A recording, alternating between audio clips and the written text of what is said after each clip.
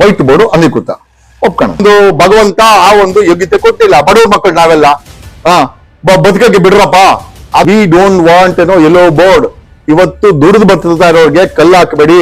ದುಡಿದು ಬದುಕ್ತಾ ಇರೋರಿಗೆ ಜೀವನಕ್ಕೆ ನೀವು ಸೂಸೈಡ್ ಮಾಡ್ಕೊಳಕ್ಕೆ ಇವತ್ತೇನಾದ್ರೂ ಈ 3 ಲಕ್ಷ ಜನರಲ್ಲಿ ಯಾರಾದ್ರೂ ಸೂಸೈಡ್ ಮಾಡ್ಕೊಂಡು ಅಥವಾ ಜೀವನಕ್ಕೆ ಆಯ್ತು ಅಂದ್ರೆ ಸರ್ಕಾರ ಜವಾಬ್ದಾರಿ ಹೊರಕ್ಕೆ ರೆಡಿ ಇದೆಯಾ? ಅಂದ್ರೆ ಆಟೋದಲ್ಲಿ ಲವ್ ನಡೆದಿಲ್ವಾ? ಕ್ಯಾಬಲ್ಲಿ ಎಲ್ಲೂ ಅತ್ಯಾಚಾರ ಆಗಿಲ್ವಾ?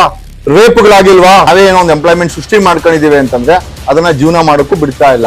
ಎಲ್ಲೋ ಒಂದ್ ಕಡೆ ಸೂಸೈಡ್ ಭಾಗ್ಯನ 5 ಭಾಗ್ಯ ಕೊಟ್ಟವ್ರಂತೆ ಸಿದ್ದರಾಮಯ್ಯ ಸರ್ಕಾರ. ಮೋಸ್ಟ್ಲಿ ಸೂಸೈಡ್ ಭಾಗ್ಯ ಏನಾದ್ರು ಕೊಟ್ಟಿದಾರ? ಅದನ್ನ ಮೋಸ್ಟ್ಲಿ ಆ ಸೂಸೈಡ್ ಭಾಗ್ಯಕ್ಕೋಸ್ಕರ ಏನಾದ್ರು ಈ 3 ಲಕ್ಷ ಜನರು ಹೊಟ್ಟೆ ಮೇಲೆ ಹೊಡೆದಿದ್ದಾರ?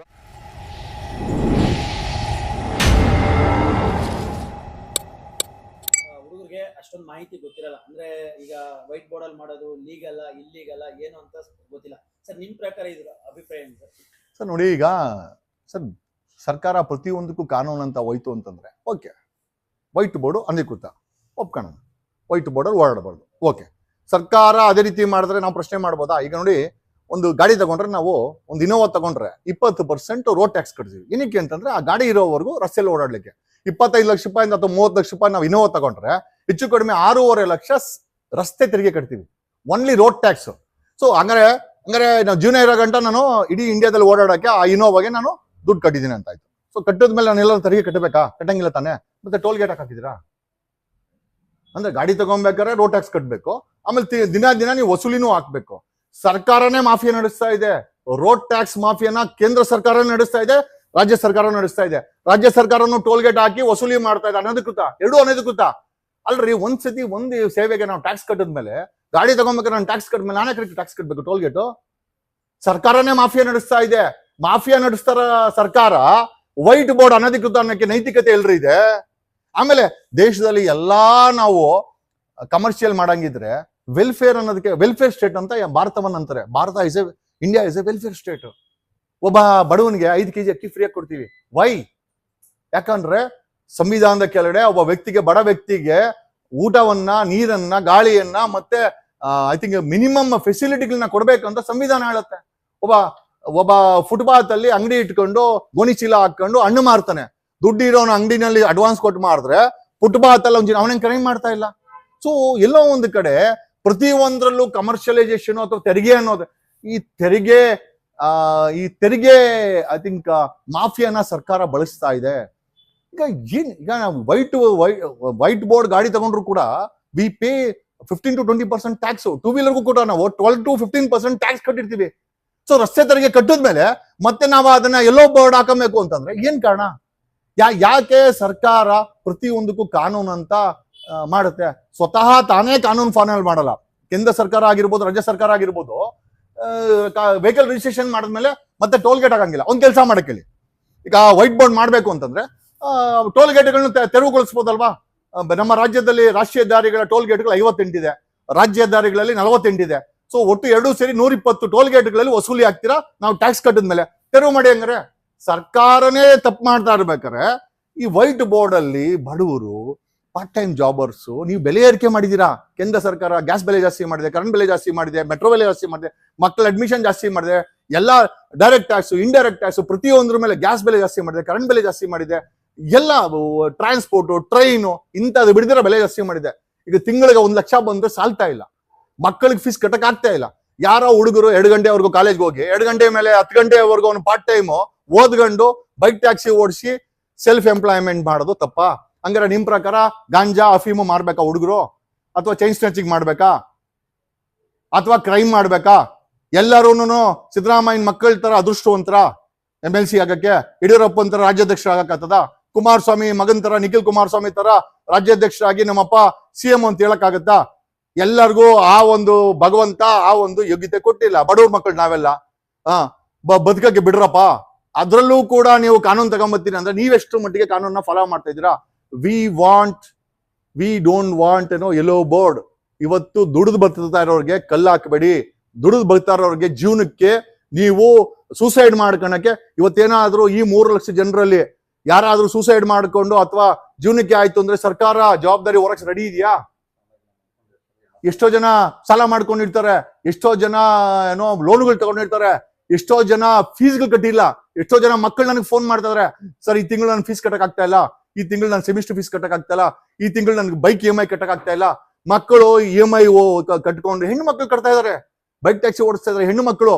ಇವ್ರು ಹೇಳ್ತಾರೆ ತಬ್ಬೂನು ಹೋಗ್ತಾರೆ ಅಂತ. ಅಲ್ರಿ, ಗೋವಾಗ ಹೋಗ್ಬಿಟ್ರೆ ಜನ ಬೇರೆ ರೀತಿನೇ ಬಟ್ಟೆಗಳು ಹಾಕೊಂಡಿರ್ತಾರೆ. ಹಂಗಾರೆ ಈಗ ನಾವು ಎಲ್ಲರೂ ಕೂಡ ವಿಕೃತನೇನಾ? ಹಂಗಾರೆ ಆಟೋದಲ್ಲಿ ಎಲ್ಲಿ ಲವ್ ನಡೆದಿಲ್ವಾ? ಕ್ಯಾಬಲ್ಲಿ ಎಲ್ಲೂ ಅತ್ಯಾಚಾರ ಆಗಿಲ್ವಾ? ರೇಪ್ಗಳಾಗಿಲ್ವಾ? ಏನ್ರಿ ನಾವು ನೋಡೋ ರೀತಿನಲ್ಲಿದೆ.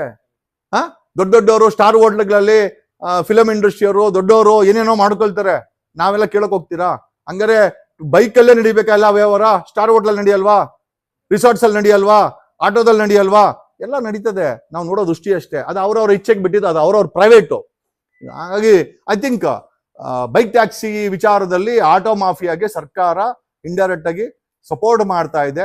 ಆಮೇಲೆ ರಾಮಲಿಂಗಾರೆಡ್ಡಿ ಅವರು ಹೇಳಿದ್ರು ಸ್ಟೇ ಇದೆ ಅಂತ, ಸರ್ಕಾರದ ಮೀಟರ್ ಮೇಲೆ ಸ್ಟೇ ಇದೆ ಅಂತ ಓಲಾ ಒಬ್ಬರು ತಗೊಂಡಿದಾರಂತೆ.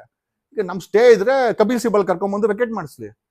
ಈಗ ಮೂಢ ಹಗರಣದಲ್ಲಿ ಸಿದ್ದರಾಮಯ್ಯನವ್ರಿಗೆ ಕಪಿಲ್ ಸಿಬಲ್ ಸುಪ್ರೀಂ ಕೋರ್ಟ್ ಅಲ್ಲಿ ಅಪಿಯರ್ ಆಗ್ತಾರೆ. ಏನಕ್ಕೆ? ಅವ್ರನ್ನ ನಿರಪರಾಧಿ ಅಂತ ಘೋಷಣೆ ಮಾಡ್ಕೊಳಕ್ಕೆ. ಇಂತಹ ಕೇಸ್ಗಳಲ್ಲೂ ಕೂಡ ಸರ್ಕಾರ ಸಾರ್ವಜನಿಕ ಹಿತಾಸಕ್ತಿಯಲ್ಲಿ ಅಂತ ಒಳ್ಳೆ ಅಡ್ವೊಕೇಟ್ ನ ಕರ್ಕೊಂಡ್ಬಂದು ಹೈಕೋರ್ಟ್ ಅಲ್ಲಿ ಆ ಸ್ಟೇನ ವೆಕೆಟ್ ಮಾಡಿಸ್ಲಿ. ಆಮೇಲೆ ಪಾಲಿಸಿ ಬೇಕು ನಮ್ಗೆ. ಈ ಒಂದು ಬೈಕ್ ಟ್ಯಾಕ್ಸಿನ ಮತ್ತೆ ಬಿಡ್ಲೇಬೇಕು ಅವರು.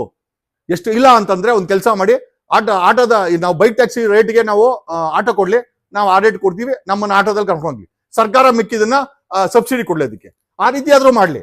ಈ ಬೈಕ್ ಟ್ಯಾಕ್ಸಿ ನಾವು ರೇಟ್ ಕೊಡಕ್ಕೆ ನಾವು ರೆಡಿ. ಯಾಕಂದ್ರೆ ನಮ್ಮ ಮನೆಯಲ್ಲೇ ನಮ್ಮ ಮಗ ಕಾಲೇಜ್ಗೆ ಹೋಗ್ಬೇಕಾದ್ರೆ ಬೈಕ್ ಟ್ಯಾಕ್ಸಿನ ಬಳಸ್ತಾ ಇದ್ದ. ಇವತ್ತು ದಿನಕ್ಕೆ 120 ರೂಪಾಯಿ ಆಗೋದು, ಈಗ 600 ರೂಪಾಯಿ ಆಗುತ್ತೆ. ನಾನೆಲ್ಲಿ ತಗೊಂಬರ್ಲಿ? ನಾವೆಲ್ಲ ಕಳ್ತನ ಮಾಡಕ್ಕಾಗತ್ತಾ?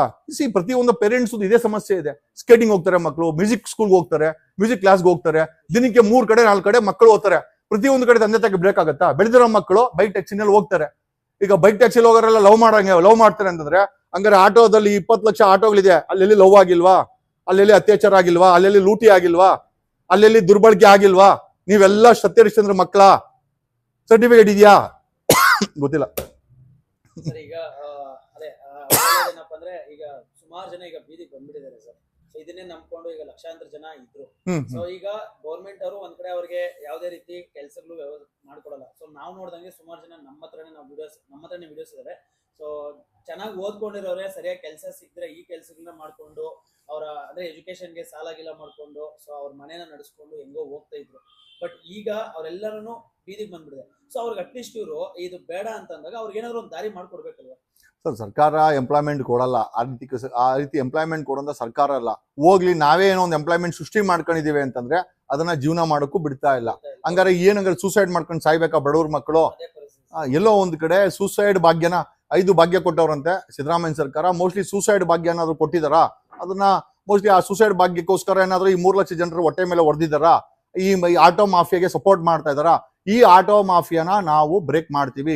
I will break it. I will put on record. Otherwise ಬೆಂಗಳೂರಿನ ಜಾಯಿಂಟ್ ಕಮಿಷನರ್ ಅನುಚೇತು ಮತ್ತೆ RTO ಕಮಿಷನರ್ ಇಬ್ರು ಜೈಲ್ಗೆ ಹೋಗ್ತಾರೆ. ಈ ಅನಧಿಕೃತ ಆಟೋಗಳನ್ನ ತಡೆದಿಲ್ಲ ಅಂತಂದ್ರೆ we want that to happen. ಆಮೇಲೆ ಇವರು ಇದು ಹೈಕೋರ್ಟ್ಗೆ ಸುಳ್ಳು ಅಫಿಡೇವಿಟ್ ಹಾಕಿದ್ದಾರೆ, ಪ್ಯಾನಲ್ ರಿಪೋರ್ಟ್ ಅಂತ. ಯಾವ ಪ್ಯಾನಲ್ ನ ಸೃಷ್ಟಿ ಮಾಡಿದರೆ ಹೊರತು ಸುಳ್ಳು ಅಫಿಡೇವಿಟ್ ಹಾಕಿದರೆ ಯಾವ ಸ್ಟಡಿನೂ ಮಾಡಿಲ್ಲ. ಆಮೇಲೆ ನಿಜವಾಗ್ಲೂ ಇಷ್ಟು ಸೇಟುಗಳಿಗೋಸ್ಕರ, ಅನಧಿಕೃತ ಆಟೋಗಳಿಗೋಸ್ಕರ ಸರ್ಕಾರ ಈ ಮಟ್ಟಕ್ಕೆ ಸುಳ್ಳನ್ನ ಹೇಳೋದು, ಸುಳ್ಳು ಅಫಿಡೇವಿಟ್ ಅನ್ನ ಹಾಕೋದು, ಅವ್ರ ಪರ ನಿಂತ್ಕೊಳ್ಳೋದನ್ನ ನಾವು ಮೊದಲು ಬಾರಿ ಯುವಕರ ಜೊತೆ ನಿಂತ್ಕೊಬೇಕು. ಇವತ್ತು ದುಡ್ಡು ತಿನ್ನೋರ್ ಪರವಾಗಿ ನಿಂತ್ಕೊಬೇಕು, ಬಡವ್ರ ಪರವಾಗಿ ನಿಂತ್ಕೊಬೇಕು, ಸಾಮಾನ್ಯರ ಪರವಾಗಿ ಸರ್ಕಾರ ನಿಂತ್ಕೊಬೇಕು, ಮಾಫಿಯಾಗಳ ಪರವಾಗಿ ಸರ್ಕಾರ ನಿಂತ್ಕೊಂತ ಇದೆ. ನಿಜವಾಗ್ಲೂ ಇವತ್ತಿನ ಯುವ ಜನತೆಯ ದೌರ್ಭಾಗ್ಯ ಅಂತ ಹೇಳ್ಬೋದು.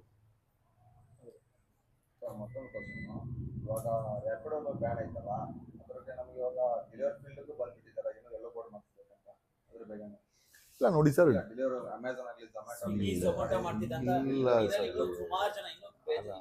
ಅಲ್ಲ ಸರ್, ಈಗ ಮನುಷ್ಯ ಗೆಣಸ್ ಕೀಳೋವರೆಗೂ ನೆಟ್ಟಗಿದ್ದಂತೆ. ಗೆಣಸ್ ಬಿಟ್ಟು ಯಾವತ್ತು ಚಿನ್ನ ವಜ್ರ ಕೈ ಹಾಕಿದ ಭೂಮಿನಲ್ಲಿ ಮನುಷ್ಯ ಭ್ರಷ್ಟ ಆಗ್ಬಿಟ್ಟಂತೆ.